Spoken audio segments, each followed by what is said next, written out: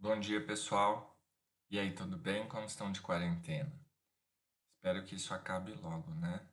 Gosto mais do contato com vocês para que a gente possa trocar informações importantes sobre citologia. Enquanto isso não acontece, não é possível, vamos iniciar nossa discussão abordando um pouquinho mais sobre a diferença apresentada entre as células procariontes e eucariontes. Já foi comentado bastante isso em sala, mas agora a gente vai discutir os detalhes das diferenças entre esses dois grupos de indivíduos, né? Uma das primeiras, professor, existem inúmeros tipos de célula, mas a primeira subdivisão, a primeira classificação do tipo de célula é justamente essa: células procariontes e células eucariontes, certo?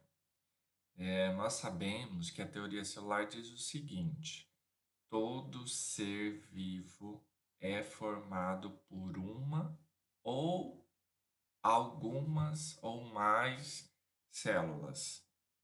Então, para ser compatível com o que a gente considera vida, a célula precisa estar presente, seja ela célula procarionte ou célula eucarionte. E hoje a gente vai conversar um pouquinho mais sobre as diferenças entre esses dois grupos de seres: os seres procariontes e os seres eucariontes, ou procarióticos e eucarióticos, certo? Vocês vão encontrar várias denominações quando a gente fala de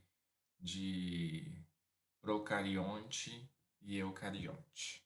Vamos iniciar nossa discussão.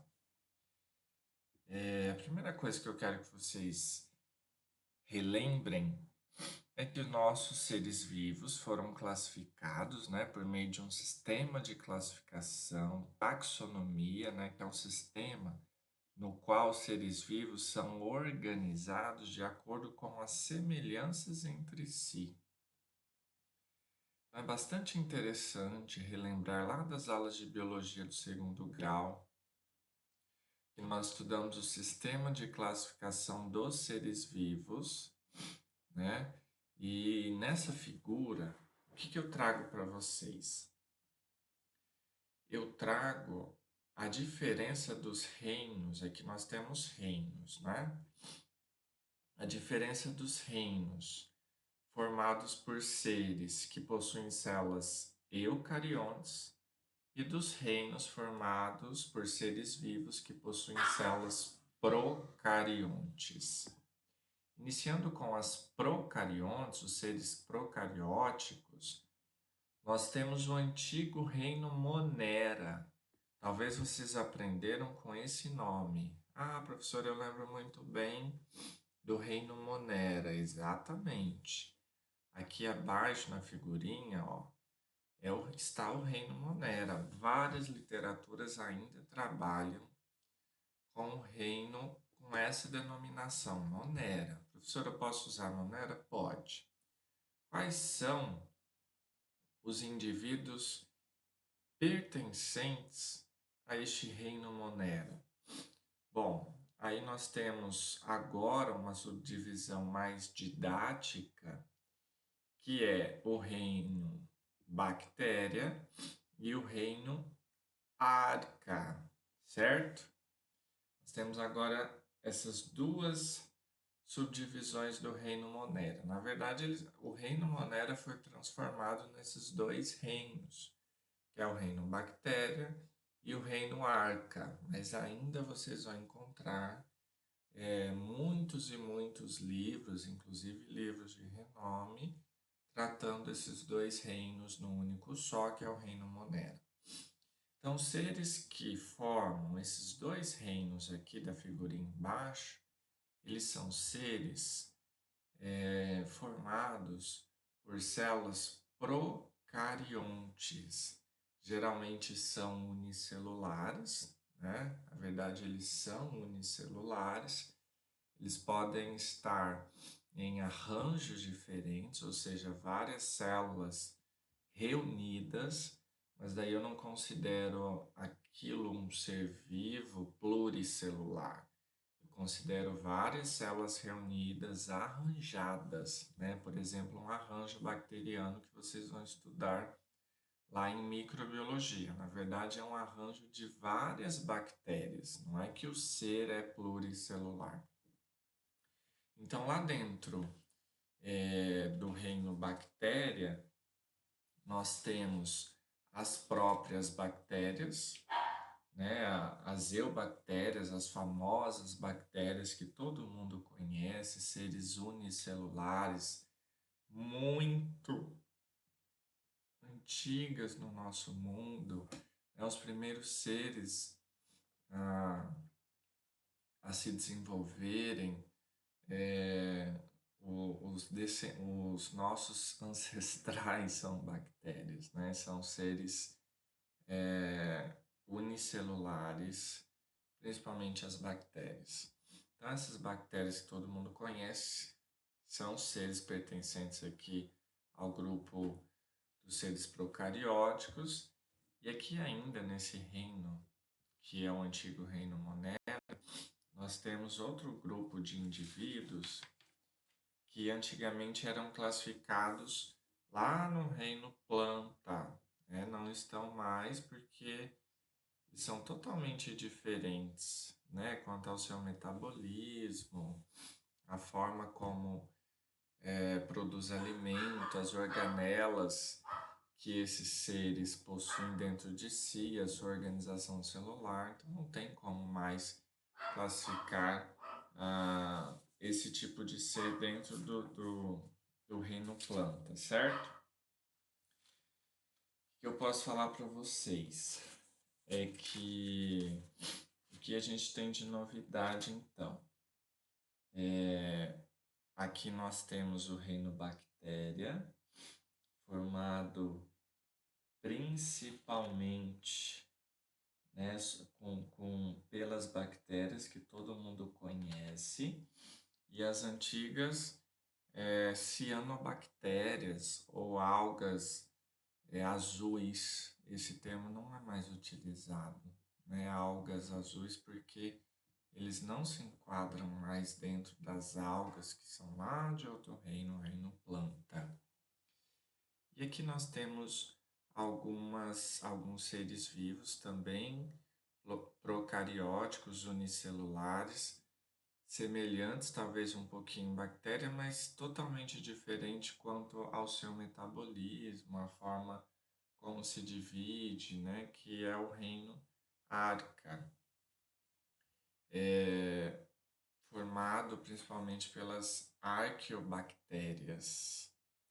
Não é um reino muito conhecido, as arqueobactérias não são tão conhecidas. O que eu tenho para falar para vocês é que nenhuma é patológica, ainda não se conhece nenhum ser vivo procariótico do reino Arquea, né, que está no antigo reino Monera, patológico. Então a gente vai deixar um pouquinho ele de lado, porque não tem importância clínica, né? Nós somos profissionais da saúde, futuros profissionais da saúde, e a gente tem que trabalhar com seres de mais importância clínica, né?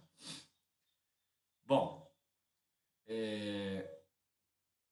na parte superior da figurinha, nós vimos que todos os outros reinos se enquadram dentro dos seres eucarióticos, ou seja, as células que formam esses seres vivos do reino planta, do reino protista, do reino fungi e do reino animalia, são seres com células eucarióticas. Então percebam que a gente tem seres unicelulares procariontes, com células procarióticas, e a gente tem outros reinos, né, que são totalmente formados por células eucariontes. Então essa é a primeira divisão. Agora a gente vai aprofundar na diferença entre essas duas células. Por que esses seres são diferentes? Qual é a diferença entre as células? As principais diferenças existem inúmeras. Eu posso falar para vocês que os seres procariontes foram os primeiros a existir, né? Em volta de 3,5 bilhões de anos atrás, os seres procariontes deram início, surgiram aqui na Terra e bilhões de anos depois, os seres com células eucariontes. Então perceba que a gente conversou aula passada, né, aquelas teorias da evolução celular, por endossimbiose, invaginação de membrana plasmática, para formação, para transformação, para evolução de uma célula procarionte para uma célula eucarionte. Daí a gente já pode concluir que os seres, a própria célula eucarionte é muito mais complexa, muito mais evoluída, né? Tem muito mais compartimentos, o metabolismo é muito mais complexo, né? É realmente uma máquina funcionando muito bem, cheio de engrenagens, estruturas. Então, estudar a célula eucarionte é muito mais complexo do que estudar a célula procarionte, dado o tamanho e a complexidade das estruturas nelas presentes. Bom, vamos iniciar pelas células procariontes. O que tem na célula procarionte que não tem na célula eucarionte? Primeiro, de onde vem esse nominho procarionte? Esse Pzinho, gente, não se esqueçam, P de primitivo, né? Então, protos vem de primitivos, primeiros seres vivos a surgirem aqui no nosso planeta Terra. E carionte, carion para nós, significa núcleo, ou seja, núcleo primitivo. Por isso que esses seres vivos, com esse tipo de célula, foram denominados como seres procarióticos, com células procariontes. O que tem nessa célula que não é da mesma forma lá na célula eucarionte? Então vamos fazer essa diferença. Olhando aqui primeiro, ó, acompanhem comigo.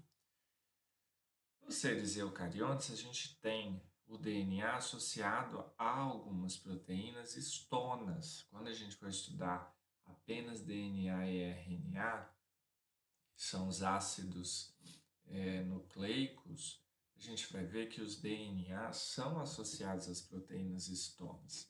Já nos seres procariontes, na célula procarionte, esse DNA presente, ou seja, o material genético deste ser vivo, não está associado a proteínas do grupo histonas, diferentes das células eucariontes.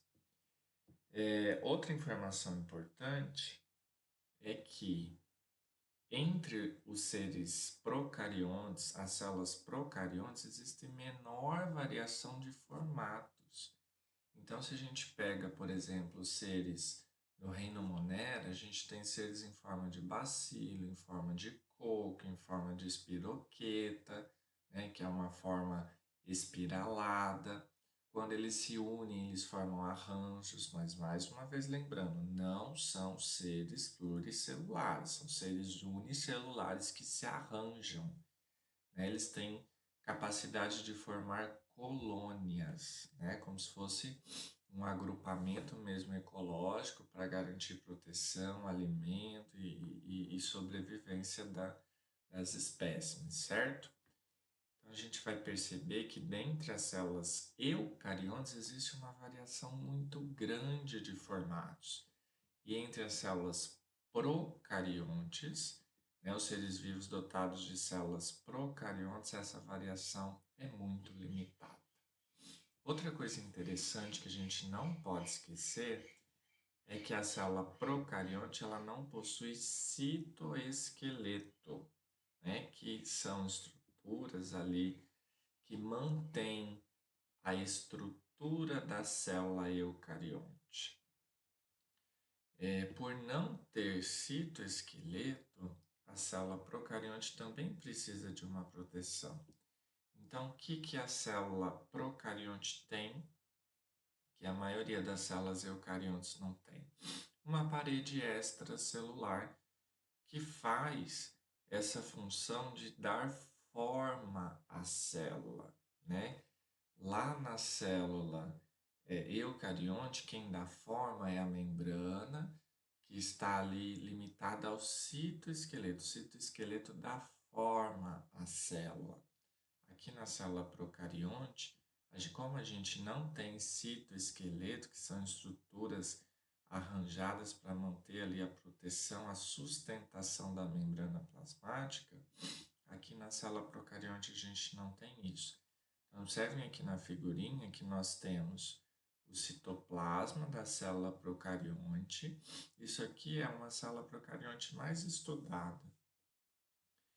É a E. coli, a Escherichia coli, uma bactéria patogênica que vocês vão estudar ainda mais para frente nas aulas de microbiologia.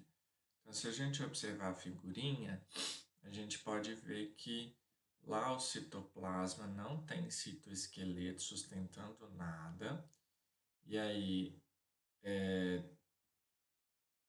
protegendo essas estruturas internas da célula procarionte, nós temos a membrana plasmática, que é comum em vermelhinho, a membrana plasmática, que é comum em todas as células, sejam elas procariontes ou eucariontes. E mais acima a gente tem a formação justamente da parede celular em amarelinho. Nessa parede celular em amarelinho é algo importantíssimo para a bactéria, porque confere proteção contra o meio externo, contra algum dano mecânico, algum dano físico, algum dano químico. Então, a gente vai perceber que várias bactérias têm espessuras de paredes celulares diferentes. Lá em micro, vocês vão classificar, de acordo com a parede, bactérias gram-positivas e gram-negativas, coisa que a célula eucarionte já não tem. E essa membrana, essa parede extracelular, é formada principalmente de peptidoglicana, né? E é isso aí que vai dizer se a célula é mais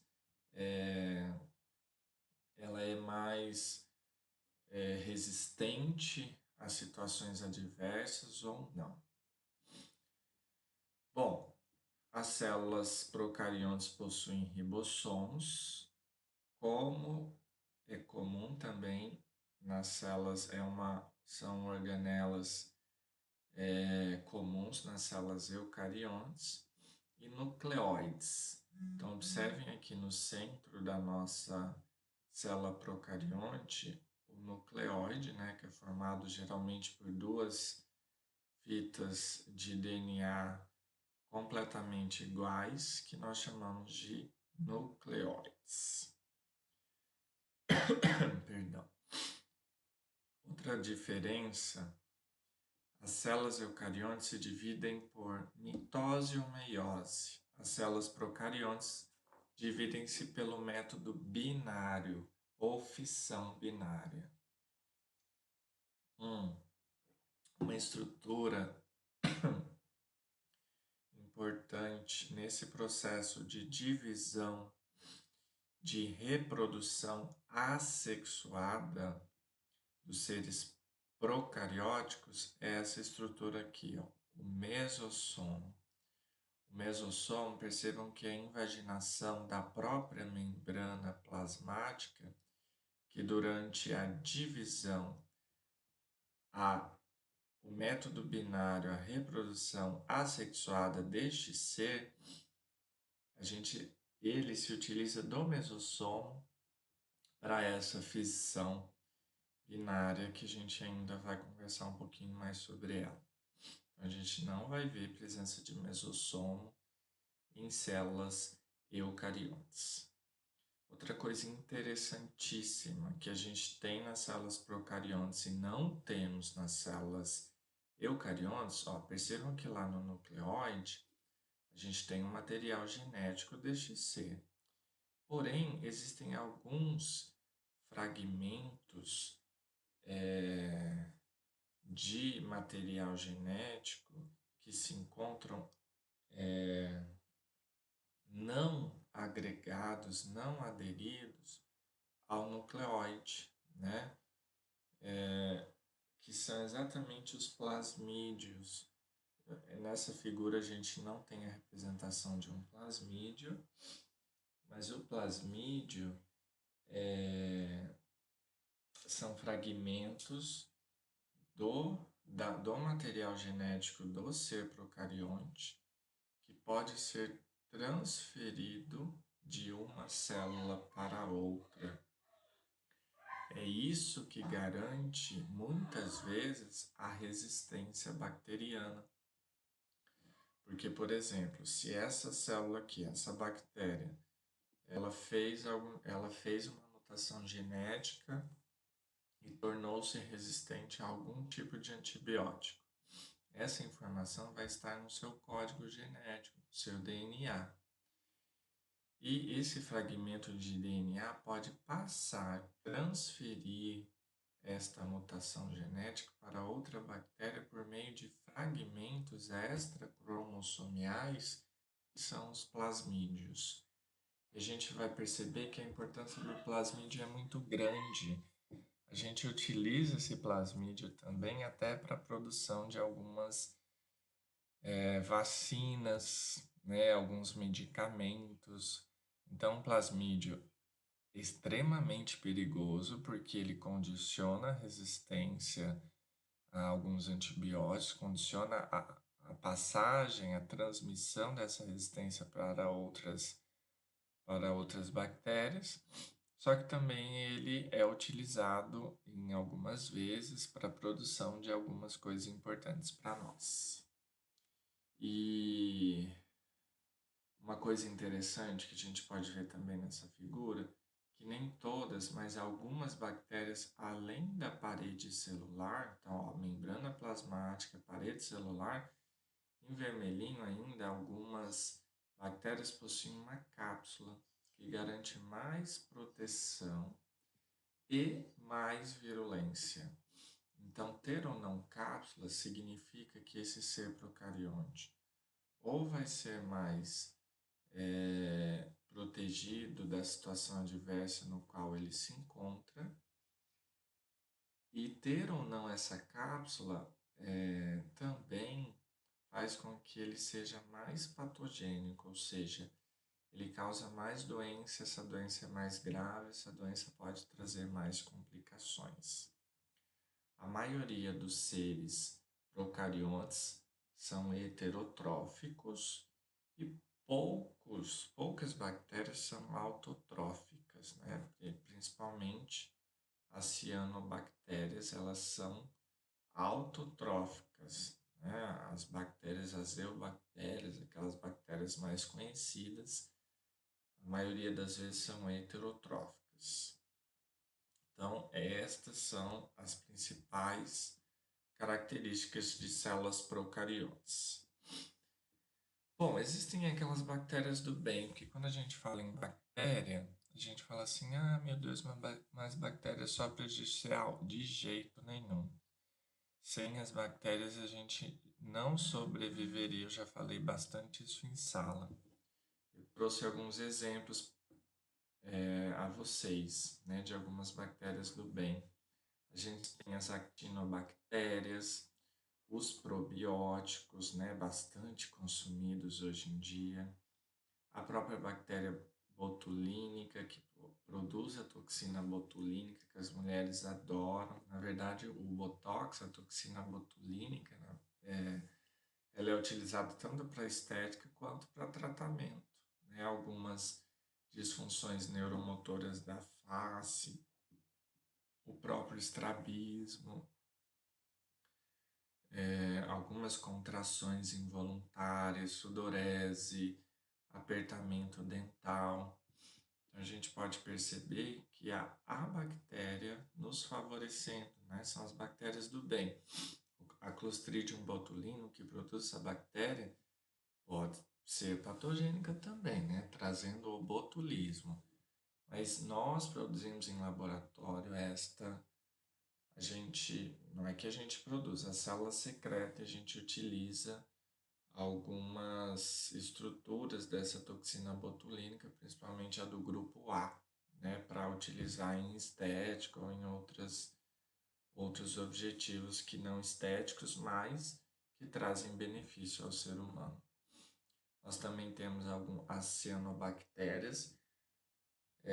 Quando elas estão em floração, elas podem produzir substâncias hepatotóxicas, neurotóxicas, né? A gente tem até registros de alguns acidentes, as pessoas ingerirem água contaminada com essas bactérias que fizeram floração, ou seja, elas se multiplicam demais na água, muda até a coloração. Por exemplo, quem nunca ouviu falar no Mar Vermelho? O Mar Vermelho tem esse nome justamente porque ele vive com floração de um tipo de cianobactéria. Ah, professor, nos faz mal? Sim, porque algumas cianobactérias produzem substâncias que ora são neurotóxicas e também podem ser hepatotóxicas. Então, consumir esse alimento contaminado ou essa água contaminada pode nos trazer prejuízos. Só que também elas participam de uma série de coisas importantes, né? E a gente está até tendo várias pesquisas que envolvem cianobactérias para alguns tipos de cânceres. E a última bactéria importante e patogênica, porém existem algumas pesquisas que estão mudando o nosso olhar para a salmonela, né? Aquela famosa bactéria da infecção do trato digestório. A salmonela, existem algumas pesquisas, inclusive avançadas, que a salmonela ela se mostrou bastante eficiente no combate de algumas células mutadas humanas, né? Células cancerígenas, principalmente de câncer de pele. O que a gente pode observar? Os seres procarióticos, né, dotados de células procariontes, são seres necessários para a vida no planeta. São estruturas primitivas, muito menores do que as células eucariontes, metabolismo muito menos complexo, podem ser muito perigosos, só que também são extremamente necessários. Sem eles a gente não viveria, a gente nem estaria aqui, né, porque a origem da vida foi com seres procariontes. Bom, trazendo um quadro comparativo entre células eucariontes e células procariontes, antes de entrar exclusivamente nas eucariontes, as células eucariontes são encontradas principalmente no reino animal e vegetal, né, nos animais e vegetais, e as células procariontes principalmente nas bactérias, sejam elas eubactérias, cianobactérias, arqueobactérias. O tamanho. As células eucariontes são bem maiores do que as células procariontes. Células eucariontes possuem um envoltório nuclear, a famosa carioteca, e as células procariontes, esse envoltório nuclear está ausente, ou seja, os cromossomos estão em direto contato, né, ali dispersos no citoplasma. O nível de complexidade. Olha esse cachorrinho latindo, atrapalhando a aula. O nível de complexidade das células eucariontes é alto, o nível de complexidade das procariontes é baixo, o citoesqueleto está presente nas células eucariontes, nas procariontes não tem citoesqueleto, por isso que as células procariontes apresentam poucas variações em seu formato. Mitocôndria, aquele compartimento membranoso, aquela organela responsável pela respiração celular, está presente nas células eucariontes e ausentes nas células procariontes, que produzem ou obtêm energia de outras formas, né? Não por meio da respiração celular aeróbica. divisão das células eucariontes é por mitose ou meiose e das células procariontes é por fissão binária. Então, essas são as principais diferenças, sem contar as outras que eu já disse a vocês entre as células eucariontes e procariontes. Aqui a gente vai ver a diferença de organela por organela, de estrutura por estrutura da célula. Então, vamos iniciar lá, de 1 a 15. 1. Membrana plasmática, que é uma estrutura presente em todas as células. Lembrando aqui, essa primeira coluna e a segunda coluna são de células eucariontes, porém de reinos diferentes. Então, aqui a gente tem a primeira coluna representada pelo reino animal e o reino vegetal, certo? Lá, comparando, depois a gente tem as bactérias do reino Monera. Então, a membrana plasmática, né, que é aquela estrutura que limita o meio intra e extracelular. Já falei bastante que ela seleciona a entrada e saída de substâncias e protege o conteúdo celular de danos mecânicos, químicos, físicos. É uma estrutura presente em ambos os seres, tanto os eucariontes como os procariontes, os eucarióticos quanto os procarióticos. Parede celular confere proteção adicional e resistência à célula vegetal. Então, na célula animal eucarionte não tenho presença de parede celular, na célula vegetal eu tenho, na bactéria eu tenho. Então, daí a primeira diferença entre uma célula eucarionte animal e uma célula eucarionte vegetal. A célula eucarionte animal não tem parede celular e a célula eucarionte vegetal do reino vegetal tem parede celular, assim como as bactérias. É claro que a composição é diferente, mas as duas são dotadas de parede celular. Carioteca, que é aquela membrana que delimita o núcleo e protege o material genético, né, que organiza o núcleo. Nas células eucariontes, tanto animal quanto vegetal, ela está presente. Na célula procarionte, não. DNA, né, que é aquela estrutura que garante hereditariedade e promove a síntese de proteínas. Nosso corpo é feito basicamente de água e proteína. Então, a síntese de proteína, a proteína é tudo para nós, né? É uma macromolécula essencial à vida. Então, o DNA, além de garantir o nosso código genético, todas as nossas características genéticas, ele também participa da síntese de DNA. A gente tem DNA em todos os seres, não existe ser vivo sem material genético. Retículo endoplasmático liso, que é a organela, compartimento responsável pela síntese de lipídios, não está presente na célula procarionte, né, nos seres procarióticos. Lembra lá da formação dessas membranas, desses compartimentos membranosos por meio da teoria da invaginação da membrana? Aqui, ó, formou retículo liso, retículo endoplasmático rugoso, ribossomo, mitocôndria. Então, a gente não tem presença de nenhuma dessas organelas aqui, ó,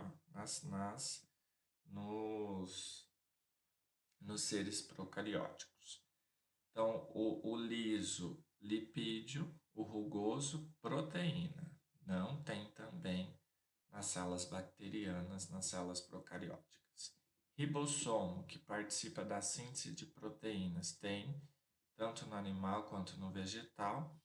Também tem na bactéria. Então, esse xizinho aqui, ó, substituo por um Vzinho. Tem ribossomo na bactéria? Sim, tem ribossomo na célula procariótica, como eu disse aqui a vocês. A gente também tem ribossomos. Esses ribossomos, às vezes, podem se ligar às moléculas de RNA mensageiro, né? constituindo os poliribossomos, bem presentes nas células procariontes. Então, esse xizinho aqui dos ribossomos vai ser substituído por um Vzinho, tem ribossomo na bactéria sim. Vacúolo, que são, desculpa, que são aquelas estruturas que armazenam substâncias. A gente tem principalmente na célula vegetal. Ah, professor, não tem vacúolo na célula animal? Tem. Só que eles são em menor tamanho, eles são diminutos. Se comparados aos vacúolos da célula eucarionte vegetal, os vacúolos que armazenam principalmente glicogênio, né, lá na célula animal são bem pequenos, diferentes dos enormes vacúolos presentes nas células vegetais. Complexo de Golgi, né, que participa, é como se fosse nosso desintoxicador celular. Ele faz o armazenamento e secreção de substâncias, síntese de glicoproteínas, formação de lisossomas, né, que participa da digestão intracelular. A gente tem na célula animal, a gente não tem na célula vegetal e a gente não tem lá na bactéria, certo? No procarionte. Os lisossomos a gente tem no animal, não tem nas outras células. Mitocôndria só nos eucariontes. Nos seres procariontes a gente não tem esta organela, esse compartimento com objetivo de produção de energia. Cloroplastos, os plastos a gente não tem nem na célula eucarionte do reino animal, nem nos procariontes. É uma organela exclusiva das células eucariontes do reino vegetal. Por quê, professor? Porque a organela que produz energia na célula animal é a mitocôndria. No vegetal é o cloroplasto, né? E dentro lá dos cloroplastos, a gente tem ainda subdivisões, né? Existem vários tipos de plastos dentro das células eucariontes do reino vegetal. Eles são responsáveis pela fotossíntese, né? Então, fotorredução. Pegam lá a energia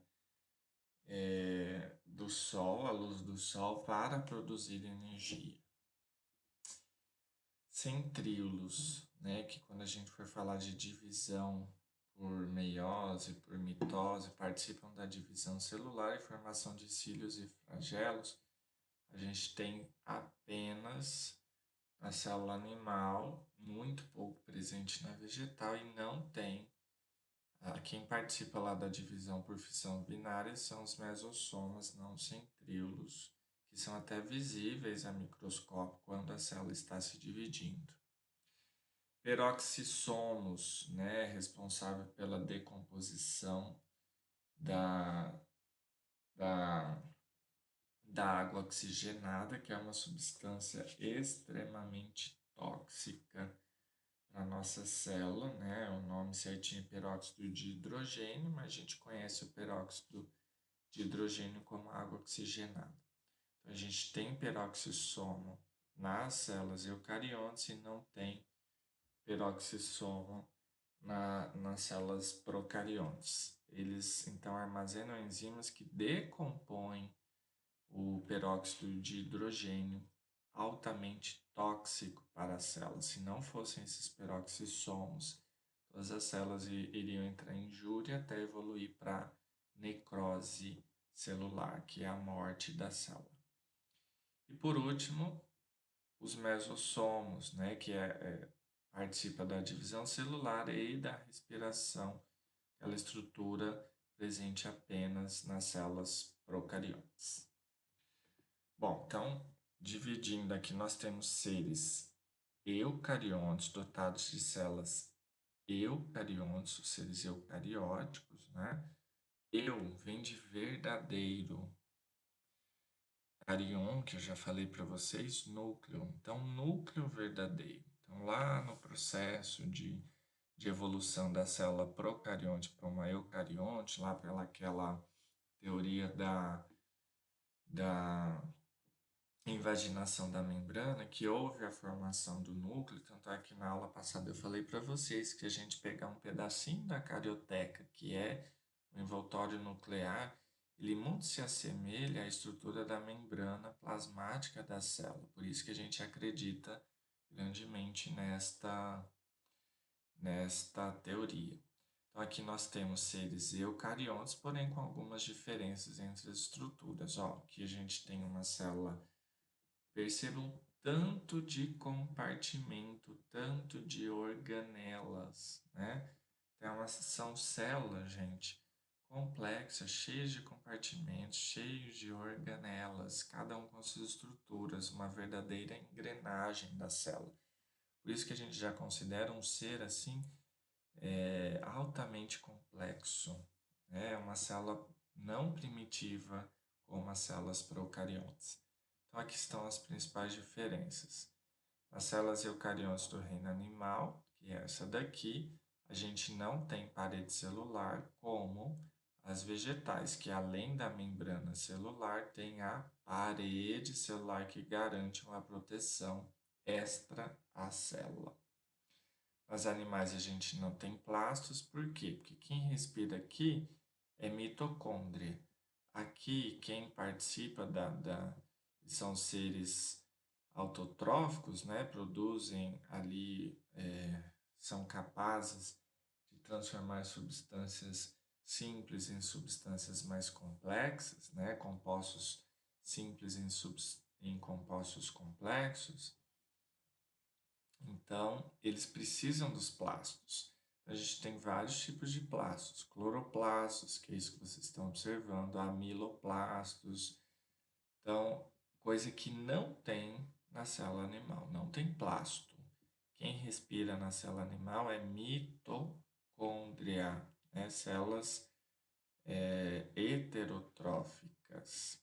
Então, a gente precisa comer para alimentar essa bonitinha aqui, ó. Essa daqui não, essa daqui ela se alimenta do que ela retira ali da natureza. A gente também, né? Mas não precisa de outros seres vivos, ela mesma faz o... A gente precisa de outros seres vivos. A planta precisa, é óbvio, mas para produzir, para fazer esse metabolismo de substâncias, ela utiliza essa organela que são os plastos, né? Então, a forma mais simples de explicar, um produz alimento, outro não produz alimentos. Não é bem isso, né? Isso aí é a forma mais didática. Um não é capaz de transformar, de fazer esse metabolismo, de pegar substâncias ali simples e fazer substâncias mais complexas para se utilizar como fonte de energia, e a outra é capaz de fazer isso. Quanto aos vacúolos, aqui na célula animal, eles são pequenos e numerosos, geralmente preenchidos de glicogênio.